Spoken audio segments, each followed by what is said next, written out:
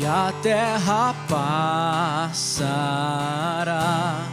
o teu amor não mudará, por tua graça, pedra angular. E voltou a respirar, que morto parecia estar. A escuridão não prevalecerá. Por tudo que és, respondemos a ti com amor. A ti cantamos, Jesus, te amamos. Como te amamos, te adoramos de coração. Jesus, te amamos. Como te amamos, te adoramos de coração.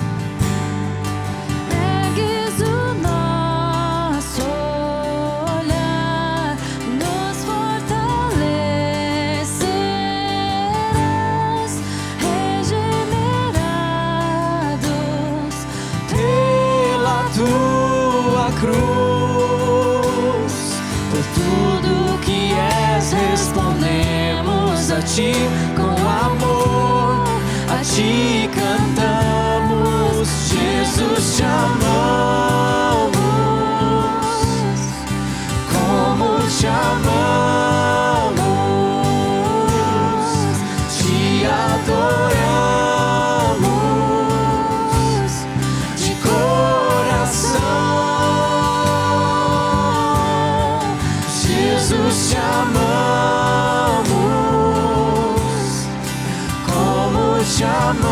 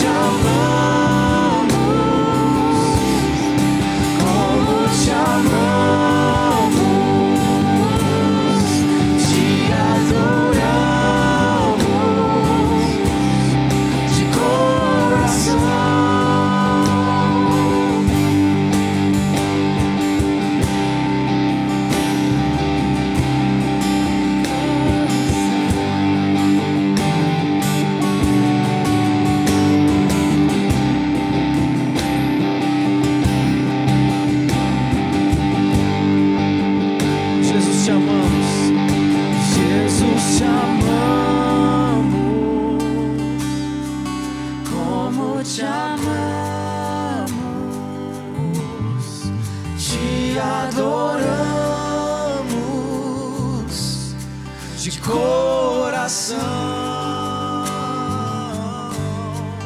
Jesus, te amamos, como te amamos, te adoramos de coração.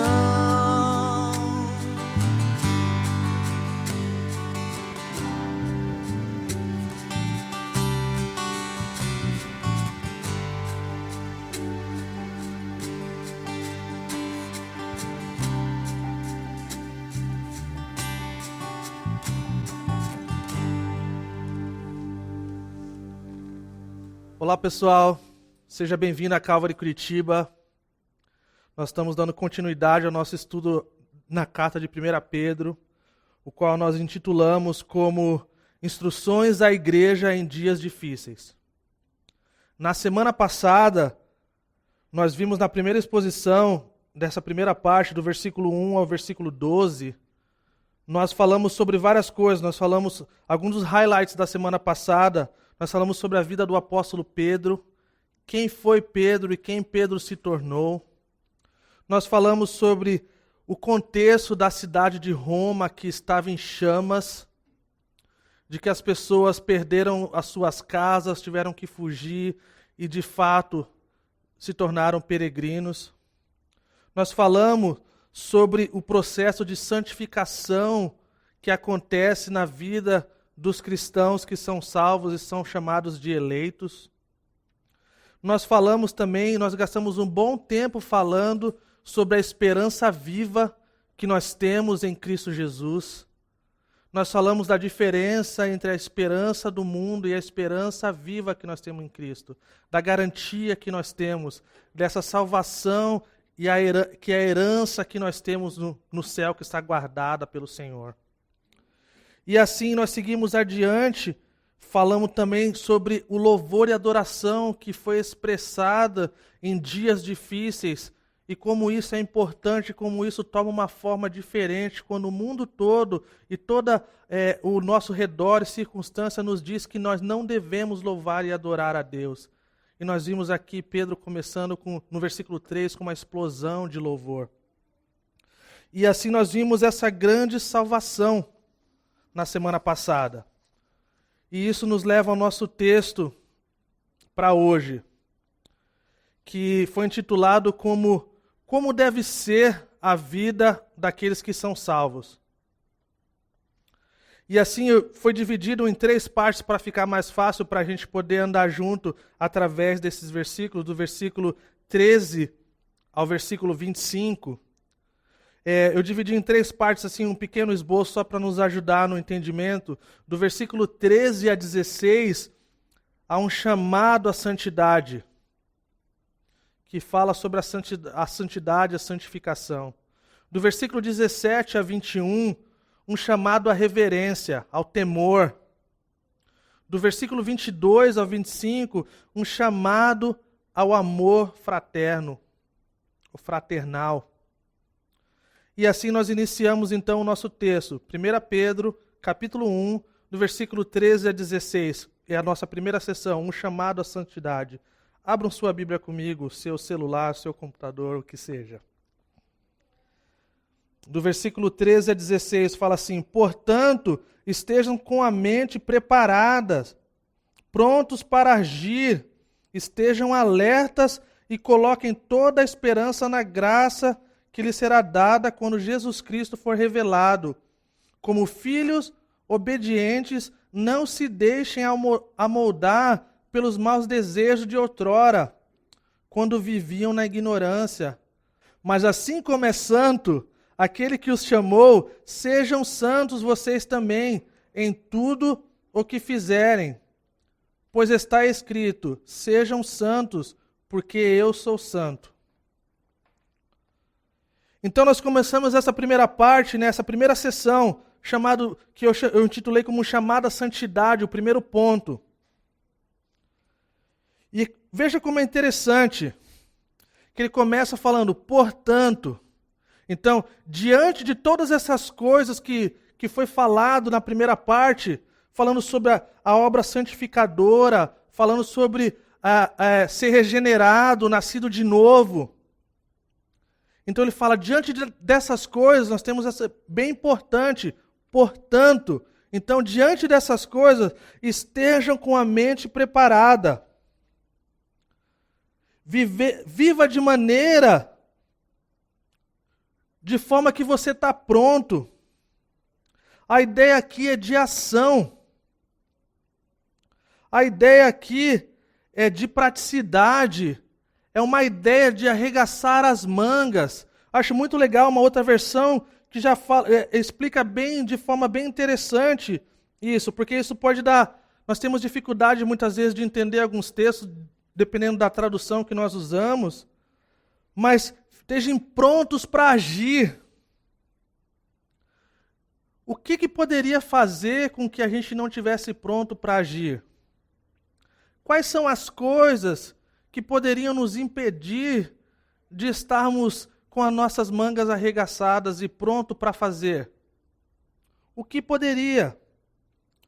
Preocupações, medo, amargura, pensamentos que não vêm de Deus. E olha que interessante, que seguindo adiante ele fala, sejam sóbrios.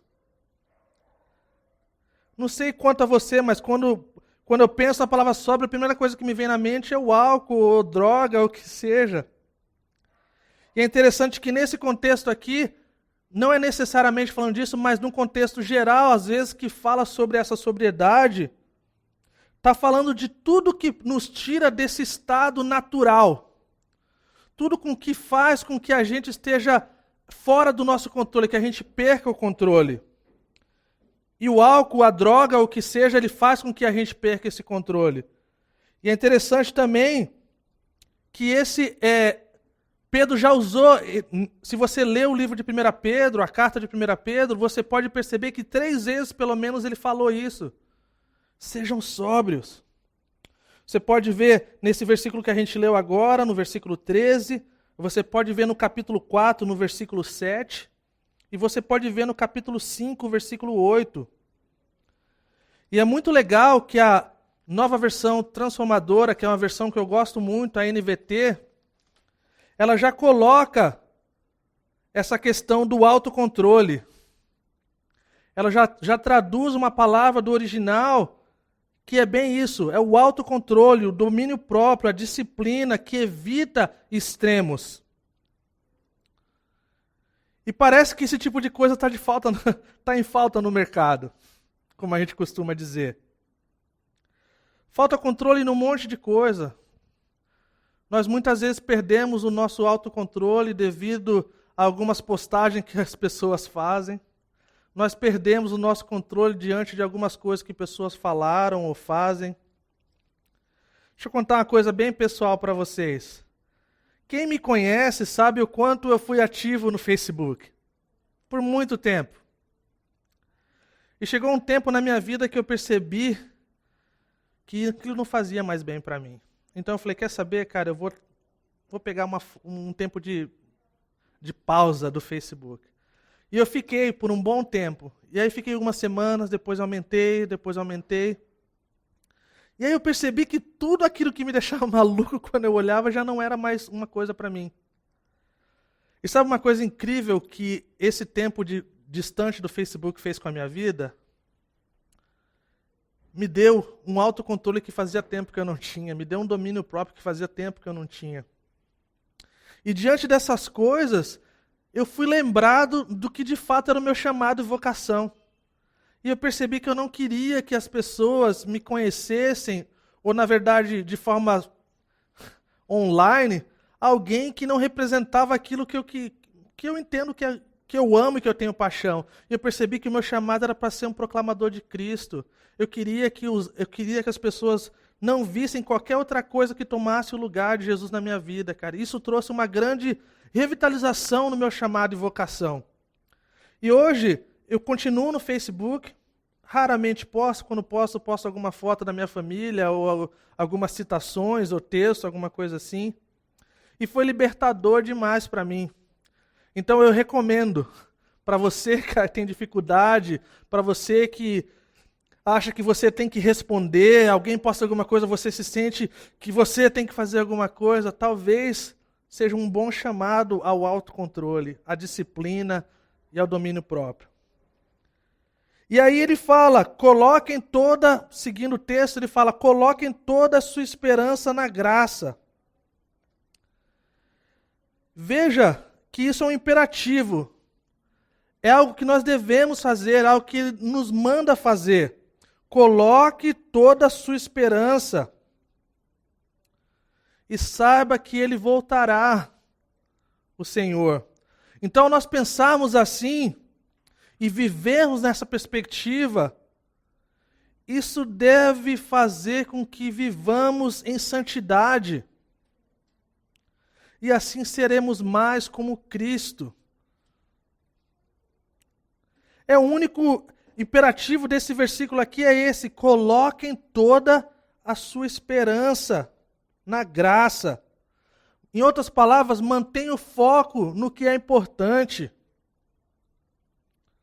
E como esse tema da graça é tão importante, foi na vida de Pedro e é na nossa vida e é na vida de todo cristão. Como essa graça é fundamental, pois se entendermos a graça de forma errada, nós vamos viver de forma errada. E para mim é muito claro isso. Imaginem aqui Pedro falando. Imaginem a vida de Pedro que expressa a graça de Cristo. Alguém que conheceu e viveu com Jesus e viu coisas incríveis, mas também fez um monte de coisa errada e que viu Jesus o repreendê-lo. Imagina o tanto de graça que Pedro recebeu. E por isso ele fala sobre a graça. Quando nós recebemos graças, nós fluímos em graça. Ele nos fala sobre a graça em 1 Pedro, capítulo 1, versículo 2. Ele fala e repete algumas vezes. Ele fala que foi predito pelos profetas no passado essa graça. E, gente, escrevam isso. Isso é glorioso demais. A única forma que podemos estar diante da face de Jesus Cristo naquele dia vai ser por causa da graça, do favor imerecido que Ele nos dá e vai nos dar naquele dia, já nos deu e vai nos dar naquele dia. E aleluia, glória a Deus por isso. Vejam a manifestação da graça em tempos diferentes. Nós recebemos graça, nós continuamos recebendo graça para o presente momento, e Ele vai nos dar graça, nós vamos receber graça. Então, é graça para o passado, é graça para o presente e graça para o futuro. Isso não é uma coisa incrível? Warren Wiersbe, ele diz que o cristão vive num tempo futuro e suas ações e decisões do presente são governadas por essa esperança do futuro. As pessoas Eu tinha uns amigos que gostavam de brincar comigo, normalmente no meio dos pastores, e eles falavam assim: você quer conhecer a graça de Deus? Você quer entender a graça de Deus? Olhe para Lilian. Olhem para Lilian e veja como Deus foi gracioso com o Cacá. Veja a pura graça de Deus. Como um cara tão feio casa com uma esposa tão linda. Mas, tá beleza, isso é brincadeira. Mas faz sentido. Então, para você aí que tem esperança na graça. E aí ele segue: como filho obediente, não se deixem amoldar pelos maus desejos de outrora, quando viviam na ignorância. Mais uma vez, o apóstolo Pedro chama a responsabilidade, a obediência. Como filhos obedientes. Lembrem que a santificação e a obediência são elementos fundamentais na vida daqueles que são crentes, que são salvos. Nós estamos conversando um dia desse como estou tentando entender, estudando mais como nós conseguimos separar essas coisas da salvação. Quando nós somos salvos, quais são as coisas que devem parecer e ser evidentes nas nossas vidas? Nós estamos falando, cara, para Pedro, obediência, ela faz parte da vida de quem é salvo. A santificação faz parte da vida de quem é salvo. Então, falando, não se deixem ser dominados pela vida que viviam. Agora tudo é diferente. Se você é salvo, tem que ser diferente. Deve ser diferente. E por isso nós devemos romper com o estilo de vida antigo que nós vivíamos. Pois não faz sentido viver na cobiça e na ignorância. E assim, nós temos uma natureza, nós somos coparticipantes dessa natureza em Cristo e por isso nós temos essa diferença. E assim ele fala, né, no próximo versículo, ele fala, mas assim como é santo aquele que os chamou, sejam santos vocês também em tudo, olha aqui, em tudo o que fizerem. Pois está escrito, versículo 16, sejam santos porque eu sou santo. Não é uma opção, não é, talvez eu possa ser um cristão, eu posso ser um salvo e eu não preciso dessa santidade. Eu posso viver a minha vida do jeito que eu quiser, porque no final da história eu vou para o céu. E vejam, mais uma vez eu vou reenfatizar aqui, sejam santos vocês também em tudo o que fizerem. Nós vemos uma citação do Antigo Testamento, Levítico 11, versículo 44 e 45. Então essa palavra santo, que para nós, na verdade, é usada de várias formas, né? Nós estamos acostumados com o catolicismo sobre os santos, e nós vemos de formas tão diferentes e tal, mas a palavra no grego, hagios, que também deriva da palavra hebraica, kadosh, ou kadosh, que na verdade quer dizer separado. Então, existe esse padrão, o padrão de separação, de ser diferente. E isso é algo que muda a nossa perspectiva quando nós olhamos para a santidade de Deus. Nós vemos que existe um padrão super elevado. Uma das coisas que eu lembro uma vez, foi bem interessante pensar, eu ministrava louvor quando era mais jovem, no começo da minha conversão e tal, e teve um dia que eu parei para pensar, falei, cara, o que quer dizer cantar santo, santo, santo? E aquele dia se tornou tão especial para mim que parece que uma coisa muito especial mudou na minha vida. Porque eu comecei a entender um pouco melhor acerca dessa santidade, do que quer dizer santo. Santo quer dizer separado. Quando nós pensamos em Deus, quando nós cantamos, Deus, Tu és santo. O santo, santo, santo. Isso quer dizer que Ele é completamente completo em tudo. Ele é totalmente distinto e separado de qualquer coisa que tenha mancha, que é errado. Veja, esse é o nosso Deus, um Deus que é santo, que não chega nem perto de nada de que é errado, que é extremamente separado do pecado e de qualquer coisa semelhante ao pecado. Então esse é o padrão. Uwe Homer, um teólogo alemão, disse uma vez, somente é possível desafiar pessoas para uma conduta consagrada se elas já renasceram, se elas já nasceram de novo. Porque a questão, nós temos um padrão muito elevado, nosso Senhor, nosso Deus perfeito. E isso é incrível, pensar na perfeição do nosso Deus. Então, quando nós cantamos santo, nós estamos expressando a perfeição do nosso Deus, o quão completo Ele é, o quão separado e distinto Ele é.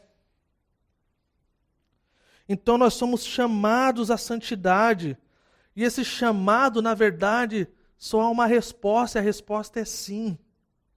Porque tudo que for fora disso é fora do padrão daquele que nos chamou. Olha que legal, o David Guzik coloca dessa forma assim: quando deixamos de ver Deus, que Deus é separado, começamos a acreditar que Ele é apenas um super-homem. Então não vemos que seu amor é um amor santo, sua justiça é uma justiça santa, e assim por diante com todos os seus atributos. A santidade não é tanto algo que possuímos, mas é algo que nos possui. E isso é o que nós vemos quando nós vivemos uma vida de santidade. Ao nós olharmos para a nossa vida, por exemplo, nesse último ano, nós podemos nos perguntar: será que eu cresci no meu relacionamento com Deus? Será que eu me dediquei mais a estar mais perto de Deus e ter minha vida santificada? Quais são os efeitos que essa pandemia está trazendo ao meu relacionamento com o Senhor? E aqui a gente entra na nossa primeira aplicação. Estamos vivendo uma vida de santidade? Estamos vivendo como se a vinda do Senhor estivesse próxima? Como se poderia ser a qualquer momento?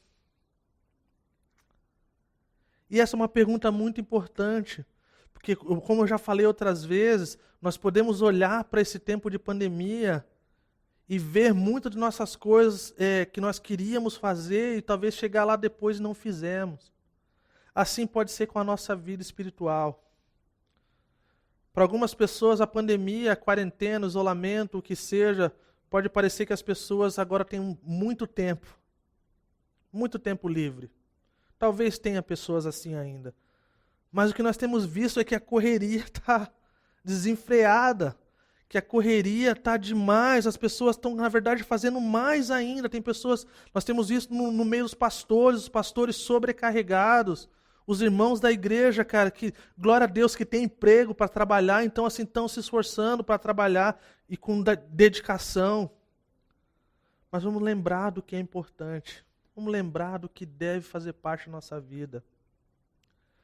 Eu amo uma citação do Spurgeon. As pessoas gostam de citar Spurgeon, tá? Então eu também gosto. Ele fala assim: o tempo é curto, a eternidade é longa. E a vida só faz sentido se for vivida em luz da eternidade. E isso deve ser uma âncora para nós. De que em meio a tudo que nós estamos vivendo, não é negociável a nossa vida com Deus, a nossa santidade diante do Senhor. Isso nos leva para o nosso segundo ponto, que é um chamado à reverência, ao temor. Versículo 17 a 21, que diz assim: uma vez que vocês chamam de Pai aquele que julga imparcialmente as obras de cada um, portem-se com temor durante a jornada terrena de vocês, pois vocês sabem que não foi por meio de coisas perecíveis como prata ou ouro que vocês foram redimidos, da sua maneira vazia de viver que lhes foi transmitida por seus antepassados, mas pelo precioso sangue de Cristo como um cordeiro sem mancha e sem defeito, conhecido antes da criação do mundo, revelado nesses últimos tempos em favor de vocês. Por meio dele, vocês creem em Deus, que o ressuscitou dentre os mortos e o glorificou, de modo que a fé e a esperança de vocês estão em Deus. Uma vez que vocês chamam Pai aquele que julga, nós temos um Pai que é perfeito, um Pai que julga de forma correta. e a quem nós chamamos.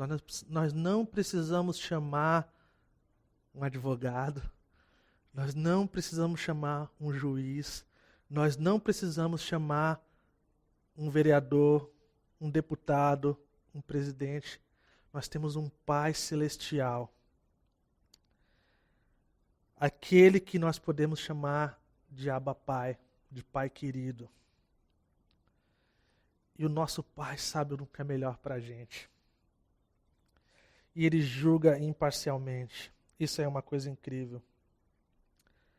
E para nos confortar, aqui está falando dos salvos. Está falando da vida dos salvos.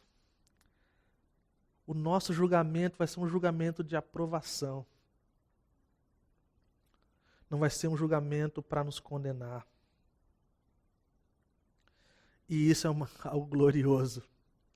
Essa é uma esperança que nós temos, essa convicção, e isso é incrível. O nosso passaporte está carimbado. Nós não precisamos mais pedir visto. E aí ele segue falando: portem-se com temor durante a jornada terrena de vocês. Mais uma vez, uma de leve na questão de sermos peregrinos. Que nós só estamos aqui de passagem, mas o nosso tempo aqui nós temos que viver da forma que Deus tem para a gente. E essa forma é com temor, com reverência, com piedade. Vivam com temor. E aqui, nessa outra sessão, na parte 2, é mais uma vez um imperativo, que também não é uma sugestão. Nós devemos viver e nos portar com temor. E isso é uma coisa incrível, que quando nós não vivemos assim, nós quebramos, nós partimos o coração do nosso Deus. Nós partimos o coração do nosso Pai. E essa é uma coisa que nós não queremos fazer, na maioria das vezes. Mas nós fazemos todas as vezes que nós quebramos os seus princípios e valores que Ele coloca para a gente. E nós entristecemos então esse Pai, o qual nós podemos chamar. Quando nós vivemos fora do padrão do cuidado, da proteção e da bênção que Deus tem para a gente. E aí ele fala: pois vocês sabem que não foi por meio de coisas perecíveis. Ele está falando: eu vou colocar para vocês o valor disso aqui. Não foi por ouro, não foi por prata. Mas foi por perfeição. Foi pelo sangue de Cristo. O sangue do Cordeiro Santo de Deus que morreu por mim e por você. E assim Ele nos resgatou do nosso pecado. Cristo foi crucificado pelo meu erro e pelo seu erro. E por causa disso, nós temos essa vida com Ele. E isso só está disponível para aqueles que creem. Só para aqueles que creem, só para aqueles que têm o Senhor. Então veja o padrão. Vejam aqui Pedro falando. Pedro foi aquele que Jesus falou: para trás de mim, Satanás. Foi aquele que negou Jesus. Fez tantas coisas erradas. Imaginem o erro. Tem coisas que a gente faz na nossa vida, é pecado que nós cometemos, que parecem que vão nos carregar por fio das nossas vidas. Eles se tornam gatilhos e de tempo em tempo nós somos lembrados e isso nos fere. Imaginem o apóstolo Pedro, estava pensando nisso hoje de manhã, toda vez que ele andasse na rua ele visse um galo. Toda vez que ele andasse na rua ele ouvisse o galo cantar. Imaginem isso, gente. Depois de tudo que ele viu, de todo o poder e manifestação da glória do Filho de Deus, Jesus Cristo, Pedro está falando aqui daquele Pai que julga imparcialmente. E isso é incrível para mim. Eu amo ver a convicção do apóstolo Pedro e de tudo que ele foi e fez, tanto de bom e de ruim, mas veja agora mostrando para a gente uma perspectiva bíblica e celestial que vai além da nossa experiência de vida. E ele segue falando, conhecido antes da criação do mundo. Mais uma vez ele fala do pré-conhecimento, da presciência. Pedro está elaborando aqui que não é uma coisa de agora. Não foi algo que os apóstolos criaram. Mas que está sendo evidenciado. Foi antes da fundação do mundo, mas está sendo evidenciado aqui, nos últimos tempos. Por meio dele, vocês creem em Deus. A redenção é para aqueles que creem em Deus. E assim como foi citado, a esperança viva, que também é para aqueles que foram regenerados e nasceram de novo. Tudo acontece por meio dele e através dele. E nós somos lembrados de João capítulo 15, versículo 5. Pois sem mim, vocês não podem fazer coisa alguma. Em Atos 17, 28, fala assim, nele vivemos, nos movemos e existimos. Em João 14, versículo 6, fala, ninguém vai ao Pai a não ser por ele. Por mim, Jesus falou. Isso nos leva à segunda aplicação. Estamos vivendo uma vida de reverência, piedade, se portando com temor? E essa é uma pergunta importante para a nossa vida. Será que as coisas que eu tenho vivido e feito, e pensado, e praticado, elas transmitem e refletem essa vida de reverência e temor e piedade? E agora nós vamos para a terceira parte desse trecho, do versículo 22 a 25. E agora vocês que purificaram as suas vidas pela obediência à verdade, visando ao amor fraternal e sincero, amem sinceramente uns aos outros e de todo o coração, pois vocês foram regenerados, não de uma semente perecível, mas imperecível, por meio da palavra de Deus, viva e permanente. Pois toda a humanidade é como a relva, e toda a sua glória é como a flor, mas a palavra do Senhor permanece para sempre. Essa é a palavra que lhes foi anunciada. Amem sinceramente. Uma vida santa, ela é incompleta se não for acompanhada de amor. Ser cristão significa ser sincero, amar de forma sincera os irmãos e uns aos outros. E somos encorajados a exercitar esse amor puro e sincero. Olha que interessante que ele fala de todo o coração. Existe uma forma talvez de amar, mas não de todo o coração. Mas esse não é o padrão. Nós amamos tantas coisas. O nosso vocabulário do amar, ao mesmo tempo que eu posso amar minha esposa, eu posso amar sorvete. Ou eu posso amar qualquer outra coisa. Mas quando se trata daqui, nós estamos falando de um padrão. O nosso padrão é Cristo, é Deus.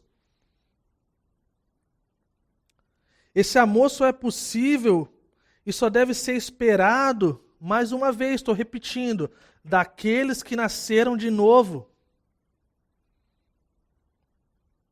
Pois vocês lembram, só quem tem o Filho conhece o amor. E assim Pedro mais uma vez toca na palavra regenerados. Aqueles que nasceram de novo, aqueles que creram, aqueles que são eleitos e salvos. Por meio da palavra de Deus, viva e permanente para sempre, que permanece para sempre. Nós vemos a citação do Antigo Testamento, Isaías capítulo 40, versículo 8. E diante dessa dessa coisa que ele fala, né, da relva que murcha e que cai a sua flor. Na verdade, algumas pessoas vão bem longe nessa coisa da relva, nessa coisa do capim, nessa coisa da flor. Eu não vou. O ponto aqui é: a palavra permanece para sempre indiferente de tudo que acontece. Desde a plantação, ao crescer, ao florescer e ao murchar e cair. A palavra de Deus, ela permanece até o fim. E glória a Deus por isso. Nós temos plena convicção nessa palavra que não muda e não falha. Tanto tempo já se passou, tantas vezes pessoas se levantando contra o cristianismo e contra a palavra de Deus. E a palavra continua tão viva quanto era nos tempos que estava sendo escrita. Se você vê através da história, já tentaram fazer de tudo contra esse livro. Eu creio que foi Spurgeon que falou algo, que a Bíblia, na verdade, ela é como um leão. Ou talvez Lewis, um desses dois. Existem pessoas que defendem a Bíblia, mas ela em si, sozinha, ela se defende. As pessoas que tentaram achar argumentos para dizer que a Bíblia não era a palavra de Deus e que não era algo confiável para os nossos dias, elas falharam. E essa é a convicção que nós temos. Sabe uma coisa? Eu volto um pouquinho antes falando do amor. Quão é importante nesses dias? E eu volto a tocar na questão online. Eu volto a falar da forma que nós temos nos expressado diante das pessoas. Por nossas paixões e desejos de coisas que, na verdade, não são nem santas, não são piedosas, não são do nosso Senhor. E que nós defendemos com tanto vigor. E nos traz essa aplicação. Como salvos, estamos vivendo de forma que amamos sinceramente de todo o coração. Como nós podemos avaliar isso? Talvez, será que as coisas que eu tenho escrito, ou discutido, ou feito, sei lá, será que isso tem expressado amor para com o meu próximo? Será que isso tem expressado amor para com meus irmãos, o corpo de Cristo? E para amar de todo o coração, com todo o coração, isso traz junto com si uma abnegação. Isso traz junto de si uma coisa de humildade, que nós estamos dispostos a abrir mão do que nós nos agarramos tanto que nós não deveríamos nos agarrar. E essa é a nossa terceira aplicação. Será que estamos vivendo como salvos, amando de forma sincera de todo o coração? Com as nossas ações, com as nossas palavras, com as nossas postagens e com tudo, com as pessoas ao nosso redor. Tem uma história bem famosa que eu queria ler para a gente. Talvez alguns de vocês já ouviram. A história sobre Alexandre o Grande e o soldado. Certa vez, trouxeram diante do grande general e imperador grego, Alexandre, um soldado para ser julgado. A sala de audiência estava repleta com o alto escalão do exército de Alexandre. Diante do rei, aquele jovem soldado apavorado, de pele rosada e olhos claros, arregalhados, aguardando o veredito que implacavelmente era a morte. Qual é a acusação? Disse Alexandre. Ele desertou na hora da batalha, meu senhor, disseram-lhe os oficiais. E quando todos aguardavam a sentença de morte, comum naqueles casos, a face do rei mudou-se. E a ira que lhe era comum deu lugar a uma expressão de compaixão e misericórdia. O rei ergueu-se de seu trono e foi ao rapaz e perguntou-lhe: qual é teu nome, meu filho? Alexandre, meu senhor. Respondeu o rapaz.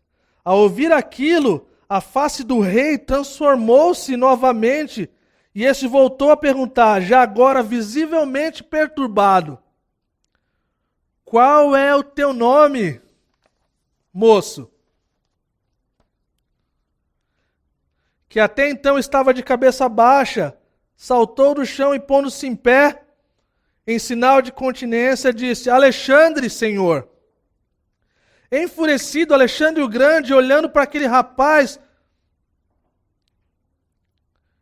de forma feroz: soldado, mude a sua conduta, ou mude o seu nome. E assim nós chegamos a essa conclusão, que nós não podemos simplesmente levar um nome que não condiz com a nossa vida. E eu quero deixar bem claro aqui,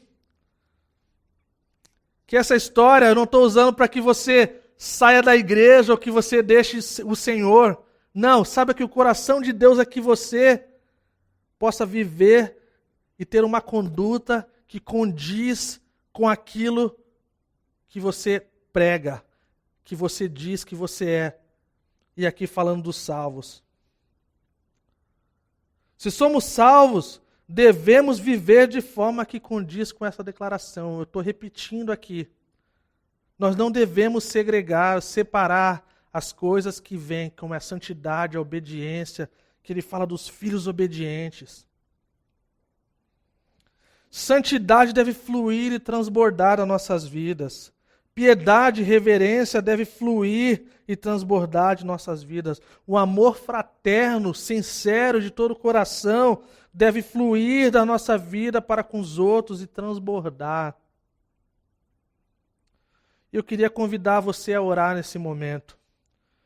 Eu queria usar esses últimos minutinhos para responder para o Senhor. Talvez o Espírito Santo ele vai falar aos nossos corações, devido à nossa conduta, devido à nossa forma que nós temos vivido e nos expressado, que não transmitem a santidade, a esperança, o amor fraterno. Não vamos endurecer os nossos corações, vamos pensar, vamos orar.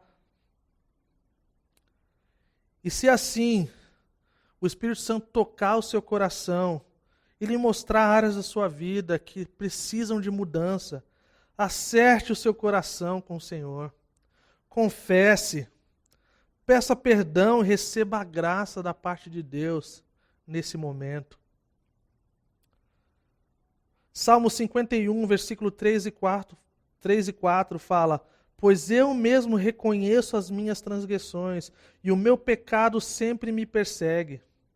Contra ti, só contra ti, pequei e fiz o que tu reprovas, de modo que justa é a tua sentença e tem razão em condenar-me. Hebreus capítulo 4, versículo 16 fala: Assim aproximemo-nos do trono da graça com toda a confiança, a fim de recebermos misericórdia e encontrarmos graça que nos ajude no momento de necessidade. 1 João, capítulo 1, versículo 9, se confessarmos nosso pecado, Ele é fiel e justo para nos perdoar e nos purificar de toda injustiça. Lembrem que Ele é fiel e justo para perdoar, Ele é compassivo e cheio de misericórdia. E Ele se alegra com o nosso arrependimento. Senhor, nós nos colocamos diante de Ti, Senhor, e pedimos para que o Teu Espírito Santo, Senhor, nos convença, Senhor, de tudo que foi errado, de tudo que não está sendo da forma que o Senhor deseja de nós, Senhor. Mas, Senhor, eu quero Te pedir, Senhor, que ao nós nos arrependermos, Senhor, ao nós confessarmos nossos pecados, ao nós nos acertarmos contigo, Senhor, nós possamos receber a alegria de viver em arrependimento, Senhor. Eu oro para que o Senhor levante as nossas cabeças, Senhor, e eu oro para que o inimigo não use isso para nos fazer ficar pior, Senhor, ou desanimado, mas eu oro para que o Senhor nos anime e saber que nós podemos deixar, Senhor, tudo que não é certo, Senhor, e ter uma mudança, uma metanoia, uma mudança de direção, Senhor, e poder viver, Senhor, contigo e com alegria em Te servir, em ver nossas vidas sendo transformadas, Senhor, pouco a pouco, de glória em glória, Senhor. E a santificação, Senhor, tomando forma nas nossas vidas, Senhor, ao nós nos parecemos mais contigo, Senhor. O nosso padrão é que Tu és santo, por isso o Senhor nos chama para ser santo, Senhor. E obrigado, Senhor, que nós temos um Pai que é um exemplo para a gente. Então, nos abençoe, Senhor, para a glória do teu santo nome, Senhor. Em nome de Jesus. Deus abençoe todos vocês. Tenham uma ótima noite.